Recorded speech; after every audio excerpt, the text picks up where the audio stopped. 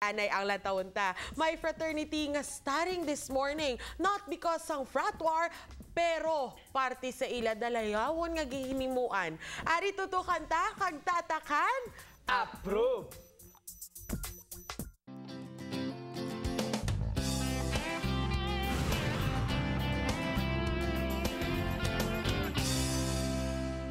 Sa una, kung magsiling kita nga fraternity, negatibo nga butang ang nagasulod sa isip ta. Apang subong ang ginakahadlukan nga grupo, nagapanguna na sa pagbulig sa ila isig katawo. Kaangay sa mga alumni sang Tresquelion Fraternity, nga aga pa lang apang nangin masako na sa pag-promote sang ikaayong lawas sa mga Ilonggo, pamaagi sa isa ka fun run.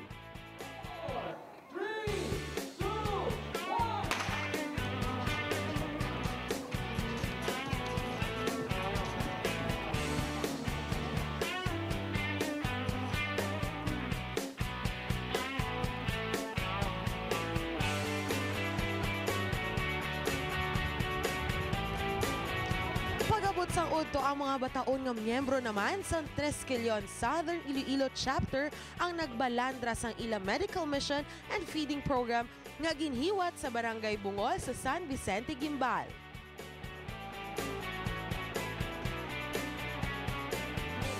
May pagka-desensitize na para mabuo ng allergy sa lawas na.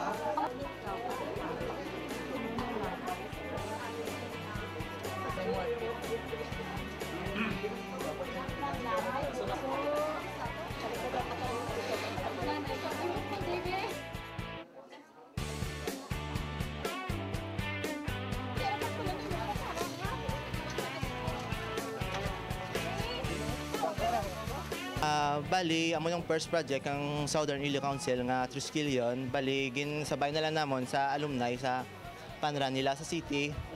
Nag-come up kami kang amo ni nga event kay may isa kami ka brand nga uton niya doktor. Tapos kami sa hospital kami ka obra. Nag-invite kami sa mga upod namon nga nurses nga PD ta kakandak medical mission para sa fraternity namon. Tinag-okay man sila. Bago diri nagapasalamat gid ang mga pumuluyo nga ila na buligan. Ko gidang pasalamat ko no sa inyo bulig no nga nagkadto kamo di sa barangay sa din makabulig gising dako sa tanan nga pumuluyo kay daw mostly damo ginagkadto din no isa gid ni ka bagay nga mo gina-appreciate. Isa na naman kabutang angay gid pasidunggan ang ato na saksihan. Butang nga angay gid tatahan, approve!